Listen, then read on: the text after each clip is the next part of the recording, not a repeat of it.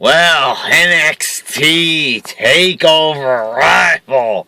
Now, this was a real great pay-per-view here. This is how it's done, motherfuckers. Not like the Royal Rumble. This was actually a pay-per-view that gave you exactly what you wanted to see. Great fucking wrestling. Great fucking wrestling from top to bottom. Not a bad match on the card. Not everything was mind-blowing, but it was, a lot of it was, which was good. So let's start off here from the top with this pay-per-view. Wrestlers are upset about this. Main roster superstars are upset because, they're not allowed to have a show as good as this one, and I agree. In the first match, Hideo Itami defeated Tyler Breeze. Still not a big fan of this new name change when a guy is known as Kenta for his whole entire life. He should be allowed to carry that name, but Hideo Itami, talented guy here, a guy that gave CM Punk his finisher. Well, he didn't give it to him. Punk kind of stole it, but anyway, Tyler Breeze and Itami had a pretty decent match here. I wish it would have went a little bit longer, but decent enough match. 2.5 stars, a good way to open up this show. Not exactly like a very fast-paced match, which these guys are capable of having, but decent enough. No true complaints here. Then you had Baron Corbin defeating Bull Dempsey. I don't really see the whole appeal of this Bull Dempsey. He's a throwback brawler. Not a terrible match, but not a great match, by any means. Decent little brawl. There's really nothing too much to say about it. 1.5 stars. Not a bad 1.5 stars. It's just because it wasn't that long. Not terrible or anything, but you know what I'm saying? Not enough there to really, constitute a higher star rating. And, like I said, not a big fan of either one of these guys. They don't really bring anything new or fresh to the table. Just a real, nothing too exciting match. Next up, you had Blake and Murphy defeating the Lucha Dragons. A lot of people were complaining about the botches in this match, and yes, it was pretty sloppy, but for the most part, I enjoyed it. Pretty fast-paced action. Don't really care for these guys' names. They sound very fucking bland. To call them Blake and Murphy sounds exactly like Gunner and Murphy from fucking TNA, for God's sakes. And when I'm watching something put out by WWE, the last fucking thing I want to think about is fucking TNA. Gunner and Murphy, Blake and Murphy, but Blake and Murphy are like 10 times more talented.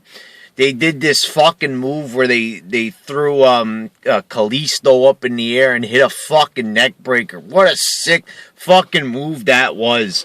Very enjoyable match. I don't give a fuck if, people are complaining that this was, not exciting. That this was not like clean wrestling enough. I really fucking thought it was a pretty decent match. I'll give it 2 3/4 stars, bordering on 3 stars. Maybe 3 stars to be nice. Whatever, one of those ratings there. I thought it was a pretty fast-paced tag match. It's kind of weird seeing Sin Cara fight for any belt when he's, held in such low regard on the main roster. Seeing him live this double life in NXT and WWE is like unusual. It feels like a paradox, like it's Back to the Future Part 2. We're seeing 2 Marty McFlys, 2 Sin Caras. I don't know why this is. Like, pick one, either NXT or WWE, but, Sin Cara just, doesn't really have a lot of credibility nowadays, but a good match. I liked it. Sloppy. They really got to work on their timing, Blake and Murphy. And same thing goes for Kalisto. Sin Cara did this hilarious botch. I have to add on to this and just say Sin Cara goes for one of the most basic luchador moves, a tilt-a-whirl, head scissors, and the fucking botches it to fucking hell. But as I said, you know, all fucking barbs aside there, a decent match. Then you had fucking Finn Balor defeating fucking Adrian Neville. Almost forgot his fucking name there for a minute.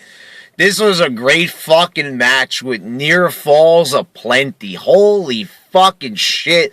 What a great match. 4 stars here.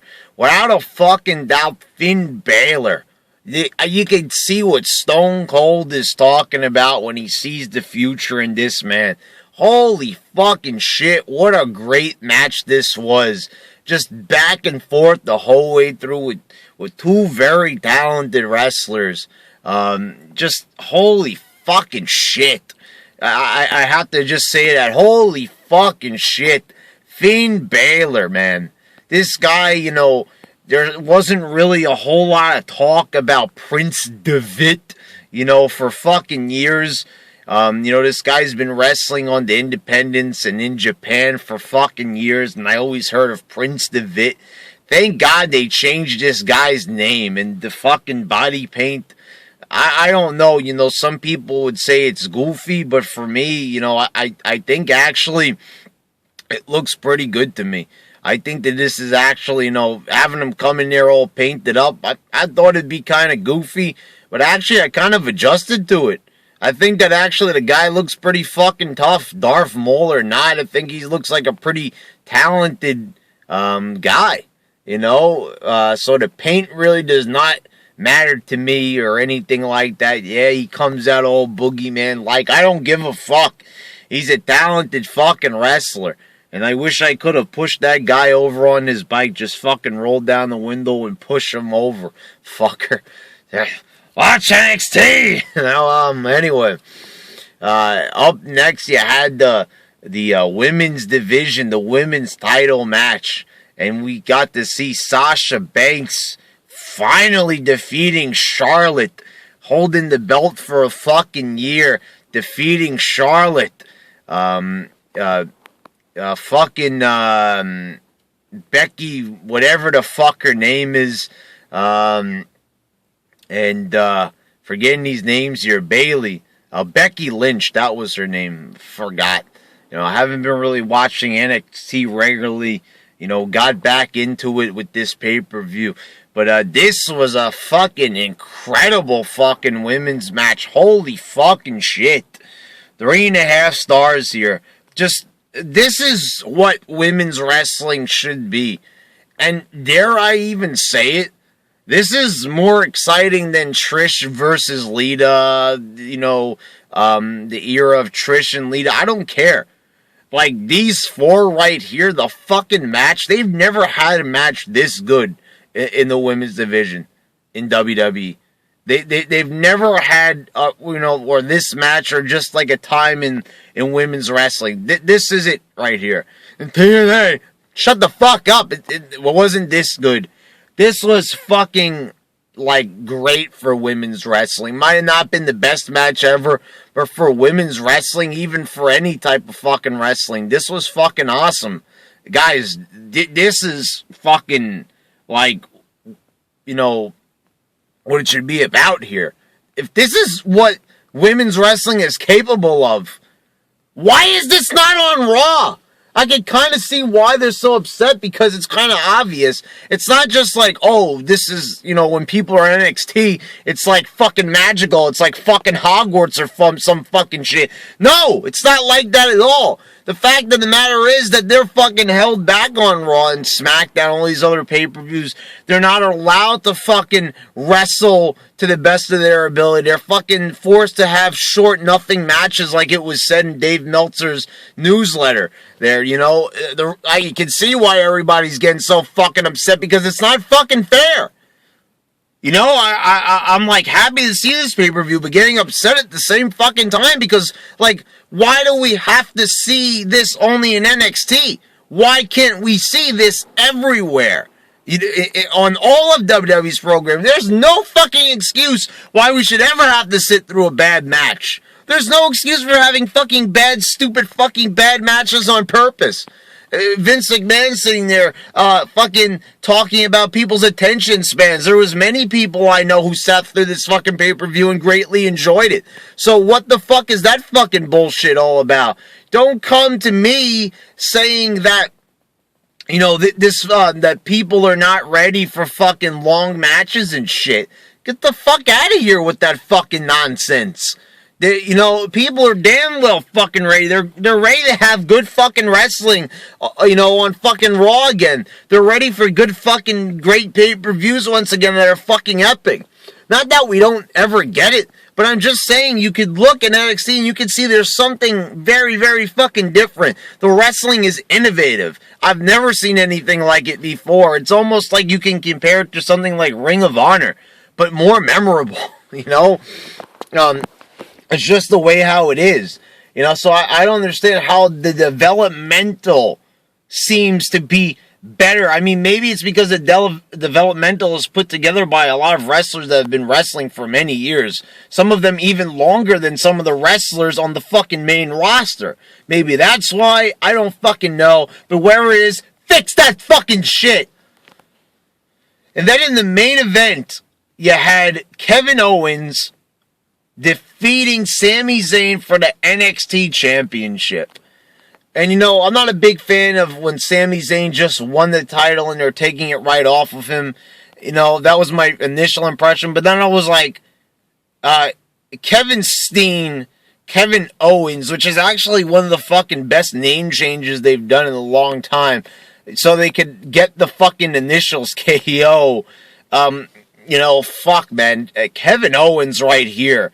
This showed that not only is this guy ready for the fucking main roster, not only did Sami Zayn show this, not only did they show that they're fucking 10 times better than most of the guys on the roster, with the exception of Daniel Bryan and Seth Rollins and Dean Ambrose, maybe Bray Wyatt, perhaps 4 or 5 guys at the most. There really isn't anybody better than Kevin Owens and Sami Zayn and Finn Balor and fucking Adrian Neville for that matter. You know, so you got like 4 good wrestlers on the main roster, 4 really good wrestlers on NXT, and then a bunch of fucking other guys in the mid-card that blow the fucking WWE main roster mid-card out of the water. This fucking match was kind of one-sided. It was just fucking Sami Zayn getting his ass kicked.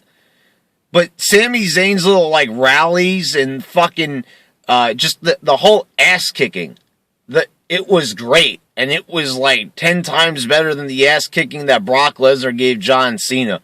Kevin Owens, what a stiff fucking worker. What a stiff dick. Anyway, Kevin Owens was Garrett. He was fucking beating the shit out of fucking Sami Zayn. The only thing that would have made it a little bit better if, you know, maybe they could have threw us a freaking bone here and give us some fucking blood or some shit like that, but no. But anyway, this was a great ass kicking, and I actually enjoyed the fact that they had to stop the match. I did not know that the title could switch hands via ref stoppage, but I guess so. You know, I don't know. I guess it's like the same thing as a submission, even though Zayn didn't tap out, but I'll assume that that's going to lead to some type of controversy. But whatever. The fucking, like, he gave him 5 power bombs at the end. It was just, holy fucking shit. Holy fucking shit. You know, I'm going to assume they're not going to allow him to do the package pile driver. You know, because that's maybe a little bit too dangerous, but oh my god. And then there was this other move where he just fucking slammed Zayn onto the back of his knee. Just, oh shit. What a, you know, this was great. I mean, you know, it was one-sided, so it's not the best ever, but a strong 3.5 stars. What a great fucking pay-per-view.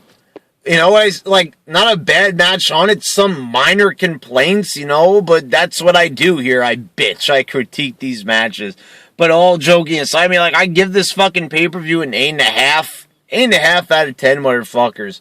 I thought it was a great fucking night for wrestling. All night long, people were chanting, "This is wrestling," mostly through the Finn Balor, Adrian Neville match, the main event, and through the Divas, the women's match. I mean, fuck, man. Like, 3 really solid matches, a good opener. Tag match was good, too. I don't give a shit what people say. The Bull Dempsey match just really was kind of out of place here with all the other quality matches. Not that it was bad. Like I said, what they did in a lot of time was decent enough, I suppose. But, just kind of marred what otherwise would have been like all cross, great matches. But yeah, gets a total recommendation. I almost was not in the mood to watch this. I don't know what the fuck's wrong with me, but I just wasn't in the mood to really watch it. As I said, I haven't watched NXT in a while, but I'm happy I did. I thought this was a great fucking night for wrestling. It kind of restored my sanity. I mean, I've been screaming my fucking head off in Raw reviews and at the Raw Rumble review, fucking getting upset, going fucking ape shit over, fucking wrestlers that we see getting held down. But, that's the thing. And, people are upset about NXT because, this is the thing. It's this is fucking amazing, some of the shit they're doing in there. It's fucking Finn Balor just fucking shit up, and Kevin Owens as well. I mean, my God. I mean, this is where the good shit's at, and it's fucking developmental. I mean, it wasn't even like this, with OVW, or fucking, or anything like that. I mean, just as of late, I mean, they're just having a fucking top-notch roster right now. And it's almost a fucking embarrassment that the main roster, the one with Raw, the fucking show that gets them the ratings, their number one fucking flagship show, can't even measure up to developmental. Developmental's supposed to be these guys aren't ready and they're getting trained for the main roster. The fact that these guys are better than the main roster is a fucking embarrassment. But it was a great pay-per-view, motherfuckers.